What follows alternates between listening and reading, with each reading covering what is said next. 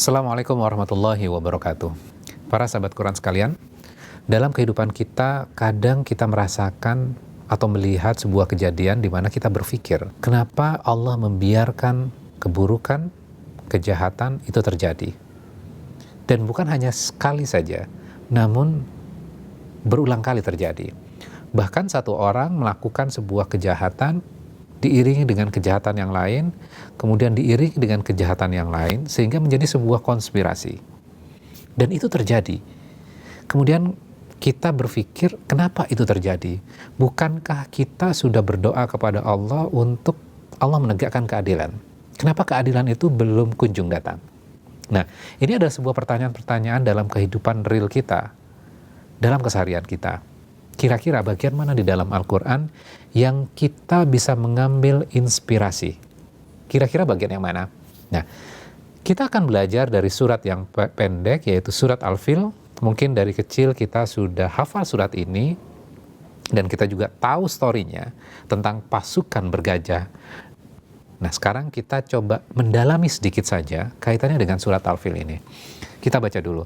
A'udzubillahi minasyaitonirrajim. Bismillahirrahmanirrahim. Alam taro kaifa fa'ala rabbuka bi ashabil fil? Alam yaj'al kaidahum fi tadlil. Tidakkah engkau Muhammad memperhatikan bagaimana Tuhanmu telah bertindak terhadap pasukan bergajah? Bukankah Dia telah menjadikan tipu daya mereka sia-sia? Dua ayat di dalam surat Al-Fil. Kita akan belajar ayat kedua nih. Alam yaj'al. Di situ ada kata yaj'al. Kata dasarnya adalah ja'ala, mentransformasi dari satu bentuk kepada bentuk yang lain. Nah, transformasinya apa nih? Nah, sekarang kita lihat asbabun nusulnya dulu. Bahwa pasukan bergajah ingin mendatangi Ka'bah dan menghancurkan Ka'bah. Karena pada saat itu sang penguasa ini melihat kenapa orang berkumpul beribadah di Ka'bah. Bukankah sudah disediakan tempat baru untuk melakukan ibadah, tapi kok sepi? Sehingga sang raja perlu menghancurkan Ka'bah ini supaya orang fokusnya adalah kepada tempat yang baru yang sudah dibangun oleh raja. Kemudian sang raja membawa pasukannya dari negerinya ke negeri Mekah pada saat itu, ke Ka'bah pada saat itu. Dan perjalanan itu mulus sekali. Kenapa Allah tidak menghalangi dari kerajaan sang raja ini? Kenapa dalam perjalanan tidak dihalangi? Kenapa akhirnya mereka sampai di depan Ka'bah dan sudah menghalau orang-orang yang akan melindungi Ka'bah? Tinggal sejengkal saja, pasukan bergajah akan menghancurkan Ka'bah. Nah, itu kan pertanyaannya. Kenapa planning mereka sudah berhasil dari satu step sampai step berikutnya? Sekarang tahapannya adalah di depan Ka'bah. Kenapa Allah membiarkan itu semuanya? Kemudian kita lihat di alam ayat ini. Alam yaj'al. Allah mentransformasi planning mereka yang sangat tersusun rapi. Allah akan transformasi ke dalam bentuk yang lain. Sehingga apa? Mereka merasakan sebuah kekecewaan.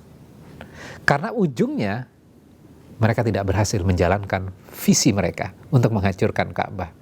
Nah, ini yang Allah lakukan. Seakan-akan rencana mereka berhasil, namun endingnya Allah balik itu semuanya. Mereka mengalami kegagalan, mereka hancur. Dan itu jauh lebih menyakitkan buat mereka. Ini loh pelajaran yang kita bisa peroleh dari ayat ini. Alam yaj'al kaidahum fi tadlil. Bukankah Dia telah menjadikan tipu daya mereka itu jadi sia-sia? Allah mentransformasi hasilnya, tidak sesuai dengan planning mereka. Jadi ayat ini bukan hanya kaitannya dengan pasukan bergajah pada histori masa lalu saja. Ayat ini merupakan inspirasi buat kita, gitu, bahwa Allah tidak tinggal diam. Makanya di bagian ayat pertama Allah mengatakan, tidakkah engkau perhatikan bagaimana Allah telah bertindak terhadap pasukan bergajah?